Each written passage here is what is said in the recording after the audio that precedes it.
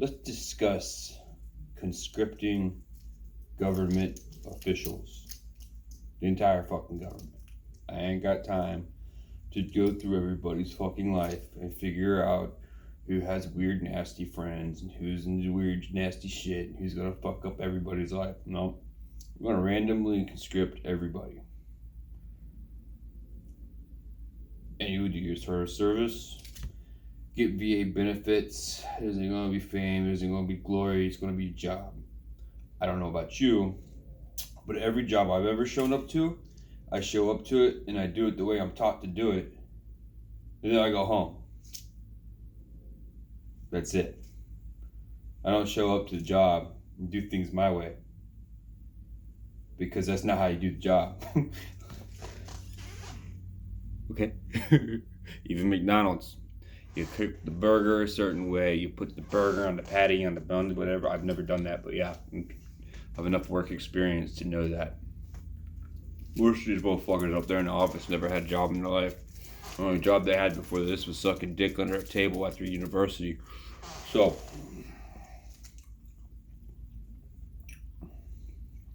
conscripting the government would completely eliminate the opportunity not only for them to form or organize for any type of ulterior motive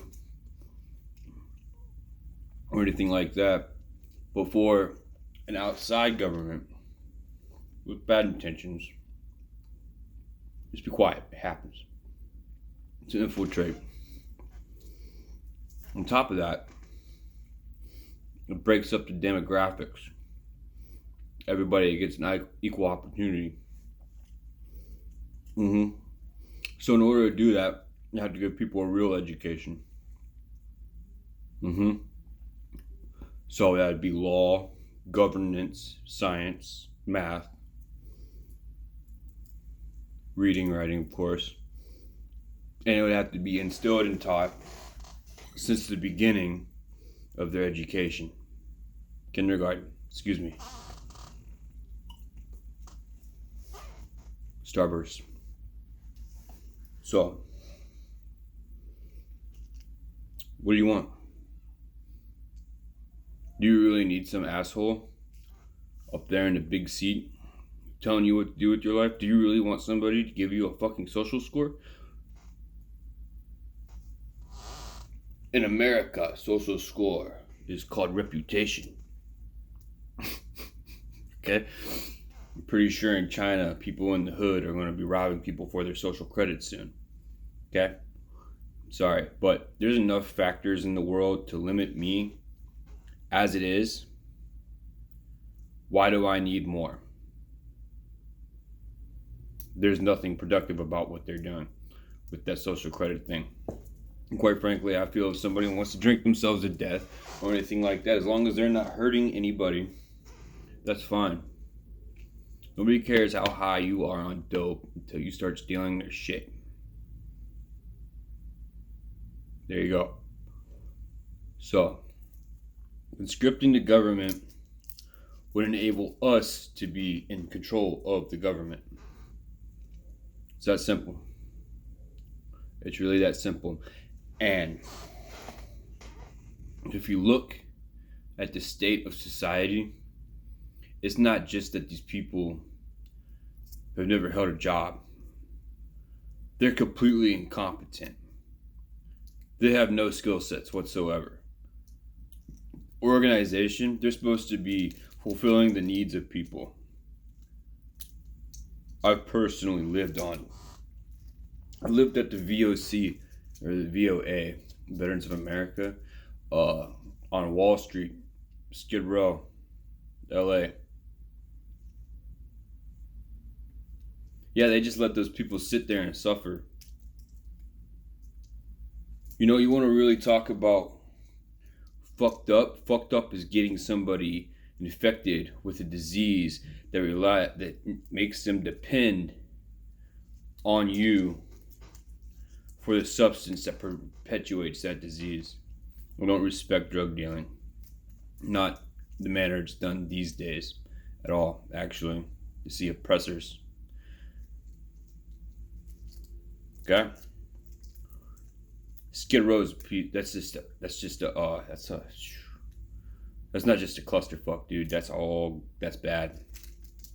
And that's a place where a lot of good people are condemned to suffer for the rest of their lives because they got in with the wrong crowd. Don't come to me talking about personal choices. If you're not going to show up and help those people out of that, I don't want to hear your mouth about their personal choices, because you have nothing to contribute. If you're not going to talk about actually solving these problems, don't open your fucking mouth about these problems. And that doesn't mean to show up in your fancy car with all your gang members and throw a bunch of money up in the air so they can go buy your drugs and you can make it all back.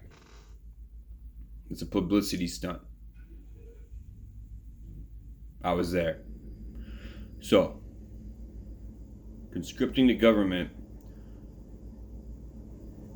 has way more pros than it does cons. Maybe we will get somebody in office at some point, just can't do it. Well, we'll replace you. Because you can get bumped down to janitor, whatever it is, you will fulfill your term of service and au revoir. But beyond that, we start actually taking the education of our children seriously. We start actually taking ourselves seriously. And we start actually taking the influence that leadership and government has over our culture and society. It's one culture. There's a bunch of subcultures, one culture. Because we're the only motherfucking place on the face of this planet that has a constitution, alright? We're the only place.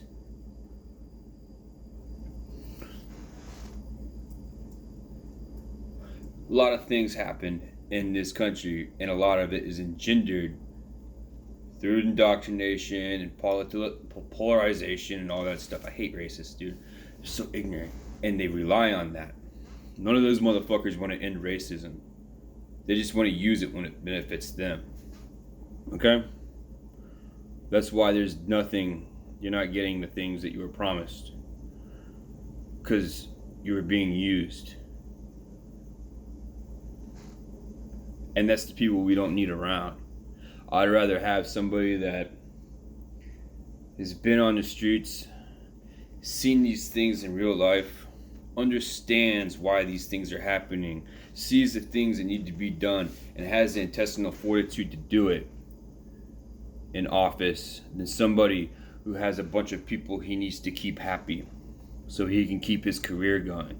Don't expect somebody whose entire career revolves around the fact that they have to be good at lying and manipulating for anything of your or your community's benefit anywhere.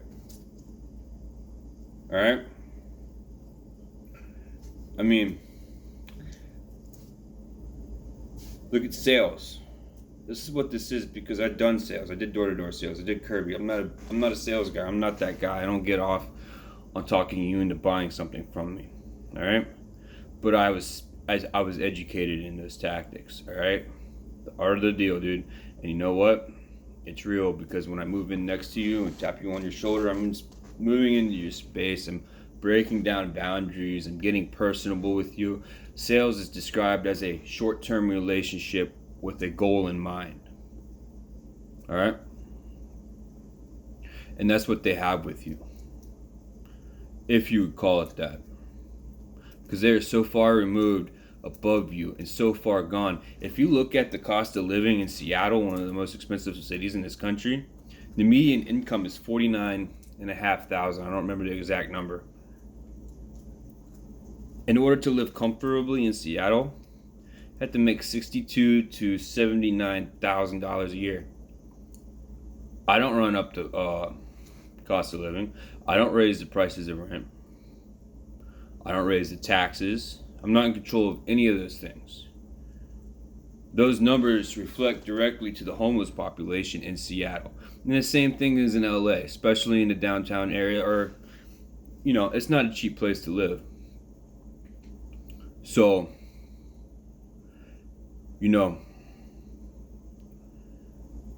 those things need to be handled. And you know what? If those people got that much money, they need to retire.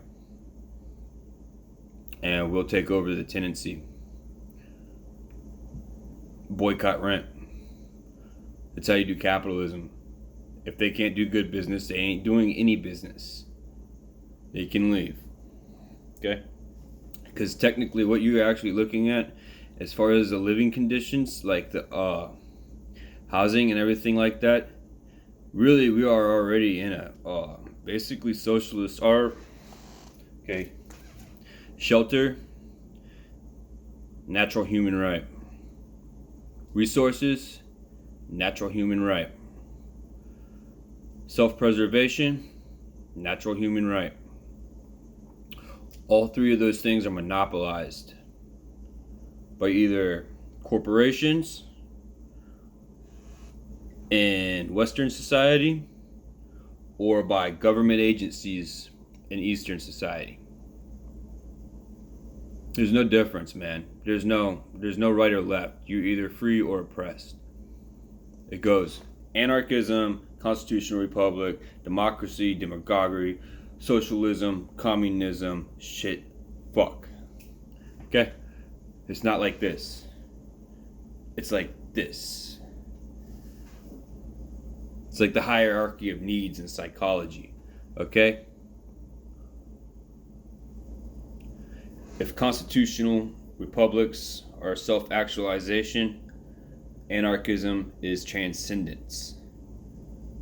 And communism would be some kind of weird sexual dungeon. We're going.